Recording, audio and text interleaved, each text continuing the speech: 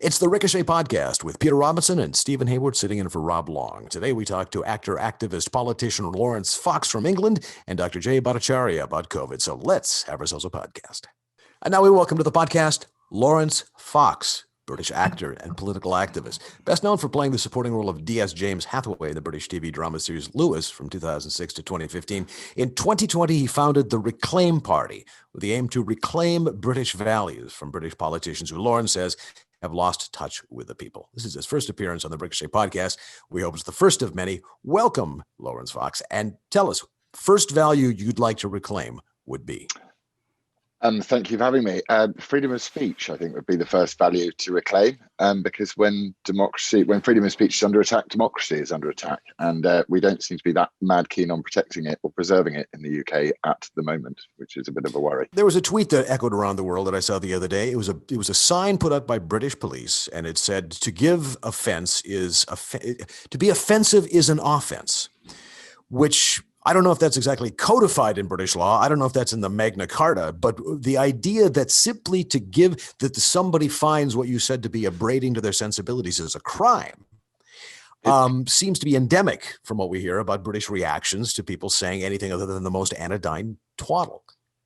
Well, fortunately, it did go viral, that particular tweet, and then the police had to apologise for it because it is not an offence to be offensive currently, but it might be very soon with the hate crime legislation that they're trying to bring in. Scotland are bringing it in first, making it illegal to say hateful things around your own dinner table, so that children will be encouraged to report on their parents. And the UK is and England is going to follow suit with hate crime legislation. You've obviously got the Equality Act, the American Equality Act, going through Congress as we speak, which will supersede your First Amendment, I imagine. So it's appalling that all these very intellectually fragile people are sat there panicking about what people say to each other. You don't have a right not to be offended. You just don't, I'm afraid. It's common sense what keeps society together. Laurence, very briefly, because I know you've explained this 100 times, so you've got it down. But what's the story? You appeared on a television program. You said something that your peers, or at least the bel monde of London, found offensive. It just briefly, I want to get you from dashing young actor to founder of a political party. I mean, that's it. You've stepped down in jobs, I'm sorry to say. And I want to know why. Go ahead. Certainly haven't stepped down in jobs in terms of time. I went on a TV show. I was promoting a song, actually, called The Distance, which I'd written, which was about this surging tide of political correctness. And I was invited on a show called Question Time, and I went on Question Time, and I had the temerity to suggest that Meghan Markle wasn't hounded out of the UK owing to our huge systemic racism problem. She left the UK because she was an actor with an enormous ego, and actors like to be at the centre of everybody's attention. So then an audience member who was invited to ask a question said to me that I wasn't really entitled to an opinion on account of the fact that I was a white privileged male, and I said to her, "Stop being racist." And then the Actors Union in the UK, Equity, the Minority Ethnic Members Committee of Equity, then called for me to be denounced, and that was my acting career gone. So I thought, well, this is actually a problem, and it needs to be dealt with. And I didn't realise what a landmine I'd trod on, but there was the country, the UK was split 50-50, I think. Well, actually, possibly more on my side. But the media and social media went after me and called me a racist and things, and for calling out somebody else's racism. So it was quite interesting. I didn't realise. So you had a decision to make. This is the bit I want to try to understand. You had a decision to make. You could either do what you're doing now, which is actually not only standing up to them, but founding a political party to embarrass the Tories, the Conservative Party, the great governing party of Britain, which is in government now with a majority of 80. Steve Hayward knows a great deal about British politics. I'm sure he'll come to that. You found them inadequate. You founded your own party. That's the choice you've taken. The other choice would have been to issue some sort of groveling apology, get it all over with, and go back to a very attractive life. why are you doing this? One little groveling apology, yes, an embarrassment, but it would have been over in a fortnight. Oh, if only. They love a groveling apology, don't they? You do a lovely groveling apology and then they hang you out to dry anyway. One mustn't apologize to these people. I mean, I've been watching with sadness while this host of The Apprentice, or no, The Bachelor in America, has been desperately groveling and saying, I'm learning. And it's just like some sort of Maoist training camp that this man has been forced into. You don't apologize to these people. You give them both barrels in return, because the values that you're protecting and you're protecting for your family are far more important than their desire to control your thinking. So I have no choice. I had no choice. I didn't feel I had a choice. And they hate me for it because they see me as the ultimate betrayal, a left-wing actor in their view, that, you know, betraying them by standing up to the bullying mob. And I enjoy it, actually. Now I've become a bit water off a duck's back with the whole thing. You come after me, I'll come after you in return. Steve? Yeah. So Laurence says, Steve Hayward, also out in California, where for my sins, I'm an inmate at UC Berkeley, and I like to fight surrounded is the way I put it.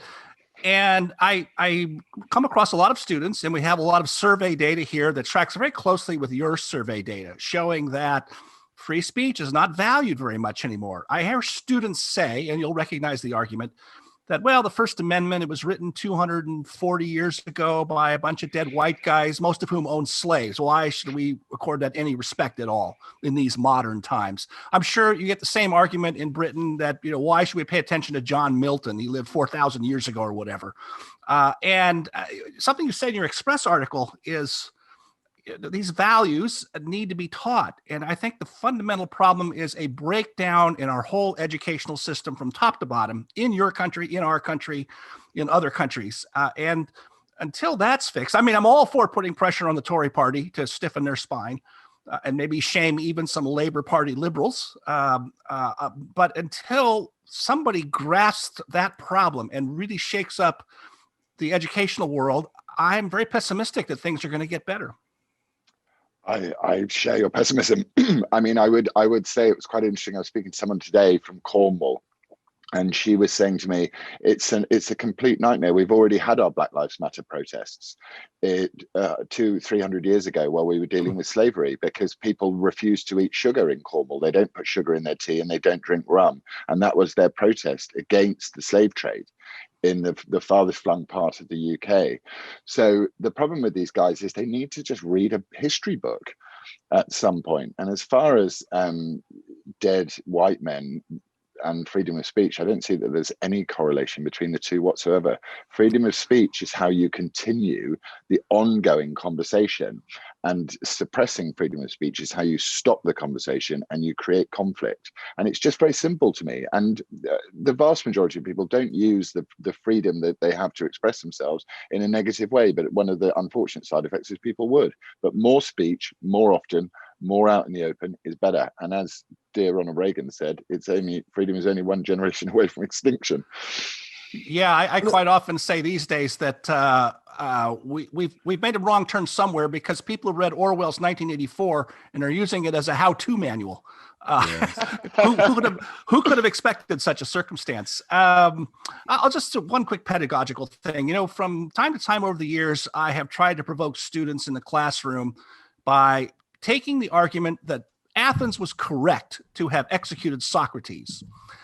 And I'm usually trying to do by indirection to open their minds to some other deeper questions that are better done indirectly than directly. I'm afraid to do that now, because I think too many of the students will say, yeah, actually, that probably was the correct thing to do. I mean, that's how bad things seem to me. I think it's worrying, but actually in the UK, I've got some friends now. I'm of an age now where my friends' kids are becoming teenagers, and the 15, 16-year-olds, they have a very different take on it. They look at that generation above them, which we call it here the miserable millennials, and they look up at them and they say, I don't want to be that judgmental. And actually, we've got a sort of harder core conservative vibe coming through in the 15, 16-year-old generation. And actually, a few of my friends even are changing now and saying, look, I can't cope with this. They'll obviously never say anything because they love their acting careers. Laurence, James has another question. I want to ask one, if I may, before James comes in. And then we have a surprise guest who's going to surprise you, and you're going to surprise him. It's going to be a surprise all the way around. Okay. Political viability. All right. Nigel Farage founded a party, UKIP, to put pressure on the Tories to stand up for Brexit. It worked, by the way. Nigel Farage, totally different figure from Laurence Fox. Older, more, but you could call he's a man of Middle England, comfortable in a pub, talking about the Second World War, I suppose. And indeed, his great strength was in his great appeal was to labor voters, to Tory working class, so to speak. He brought them in, scared the Tories into doing the right thing, I think is what we would all agree. You're a different matter altogether. I mean, you're young, you're an actor, you're cool, you have tattoos. The last time we spoke, you were exactly. Last time we spoke, you were smoking a little black cigarette. This is an entirely yes, exactly. And so, what do you? I know you have backers. You have there are. You're not going to run out of money. Have you got a viable political party and program, or is this a lovely platform? It's marvelous to hear you talking back, but is it a viable political operation? I think it really is, because interestingly, Brexit, I think, will pale into insignificance compared to what's going to happen culturally as we head towards our own general election in the next couple of years. You know, you saw how destabilized America became leading up to the presidential election this year, the end of last year, and then we'll have the same problem here, because these issues, from lockdowns to freedom of speech to cultural heritage, wokeness, and extremism, political extremism, touches every single area. So I think it's only going to get worse. And actually, I was with my backer recently, and he turned around and he said, "You don't really need to do anything because the enemy is coming to you." And I thought that was wise, but I still go to them anyway. And interestingly, you know, the minute I came out with our polling, just saying that half the country were terrified to say what they thought, the government immediately said, "Right, well, we'll bring in a free speech champion." And I thought, wow, you've only thought about that for about 5 seconds, because imagine what your free speech champion would be under a very authoritarian left-wing government. It would be your head censor in theatres and art. They are reacting to me, so I take it as a political victory. But I would actually I'm looking only, it's not really about me, it's about the idea. And the idea is that we should be free to talk and discuss. I'm just happen to be the sort of lightning rod, or the person who gets punched in the face, in my case, repeatedly by the online mobs. When it comes to cultural heritage, that talking about that and celebrating it requires cultural confidence. And so much of the modern left in Europe and elsewhere has this constant civilizational cringe where, at the very least, they're apologizing for colonialism for the rest of their life. And at the very worst, they actively hate the cultures into which they were born. Some societies seem to deal with it better. France may be sad about Algeria, but you can only push them so far before they start insisting on French values reassertion. In Britain, it seems to be a cultural cringe that has consumed the left and the culture for so long that if anybody starts talking about heritage and the importance of British culture and the accomplishments of British culture, all of a sudden you're Oswald Mosley. Or is that changing? Are people getting tired of that and saying, no, there's absolutely nothing wrong with asserting the elements of national greatness that bind us all and should make us proud? I think they found that there's resistance in me, and then I think that has created change within the organised political establishment. I mean, the Conservative Party in the UK are referred to by most people as the party that gets voted for most often party, rather than the Conservative Party, because they're an amoeba. They suck in ideas and they try just to make sure that they maintain power. That's all they want. Whereas actually we've reached such a political disalignment now that one has to go to sort of stand firm in the face of cultural heritage. And I don't think I've ever been more upset than sorry if I'm about to annoy you now, than I was during the 2003 lead up to the war in Iraq. You know, I just felt we were being lied to relentlessly, and I feel that we are being lied to now. And I think there's a pushback. There is a pushback. I've got a big op-ed coming out this Sunday, really attacking our current London mayor for the way that he has tried to build this capital city of ours in his own image, not in the image of the people that he's there to represent, but in his own image, in his own ideology. And I think the more you talk about it, the more room you take up going, this is enough, the more space you create for people to come in behind you and go, okay, it is enough. We've had enough. So That's there's a what it lot of seems to be support. from here. It seems you have a mayor who believes that the apogee of his office would be accomplished by splashing, the Gherkin building in London with the trans flag. That would say everything to the rest of the world. And then you have the other guys who believe that the essence of British manhood is to grab a Norwal spear off a wall in a pub and take down some guy who's stabbing people on the bridge. I mean, it's come to the American mind that the extremes are that great that they're either completely dissipated by these pointless ideas and symbolic actions, and then there's still a core people that you can count upon actually to assert classic British values. Stephen, Peter, before I babble on into the ether forever here, did you have another point? Oh, Peter's been muted. No, Steve Hayward, who's written. Steve is there. We go. Now he's smoking. You roll your own little black cigarettes. All right. So this is. I have a question for Steve, who's written a history of the Reagan years. Steve, are you suffering? I'm going to get my cigars. I'm sorry. I've got this weird cognitive dissonance because the last conservative actors of whom I was ever aware were Ronald Reagan, Jimmy Stewart, and Cary Grant. And it's been a long time. I mean, look, he can think, he can talk, he says all the right things. This man is astounding. Do you agree? Well, I do, but Laurence, I mean, defend yourself, perhaps. It's not. Do I have it right? You don't necessarily identify as a conservative or a right winger. Oh, that's true. Right. Right. And by the way, I'm all for you. By the way, I'm all for sensible leftism. I had great leftist professors in college and in graduate school from whom I learned a lot. And it's very different now, I think. And so, I keep saying, Peter, to everyone else that, we conservatives here in America, and it's probably true in Britain, we can't fix this problem ourselves. This problem originated on the left, and the left needs to fix it if they will. So that's why I'm for Laurence. I'm voting for you if I was a citizen there. Absolutely. I'm not left wing. I think as I look at myself, I'm right wing. But my best friend in the world is an ardent socialist, so I can see the different points of view, and also some of my best relationships with people that disagree with me entirely about everything. So that's all I think. That's a very conservative value, actually, is to turn around and go, we're trying to maintain a conversation. We're not trying to solve the conversation. We're trying to create the space where the conversation can take place, and it's demonized. And it's become much more demonized. I think it's very, very sad. And to call someone a conservative is now a sneer. It's almost like a dirty word. And in England, they've started to put in our newspapers the words freedom of speech in parentheses, like it's an edgy idea. Are you serious? Yeah, and in big national broadcasters, yeah. And you're just going, this is not an edgy idea. This is the thing that stops us killing each other, guys. That's what it is. Yeah. Peter, we'll find ideas. I'm sorry. No, we all want to talk at once. This is with most guests. We just, but no, we don't. All I was going to say is, Peter, do I need to send you a map, Peter? I can send you in 5 minutes from your office door on the Stanford campus to show you the people who say the First Amendment is part of the oppressive white. Oh no! Right? I mean, it's. You everywhere. don't need to send me a map. I'm here. Yes. I know. So, can you?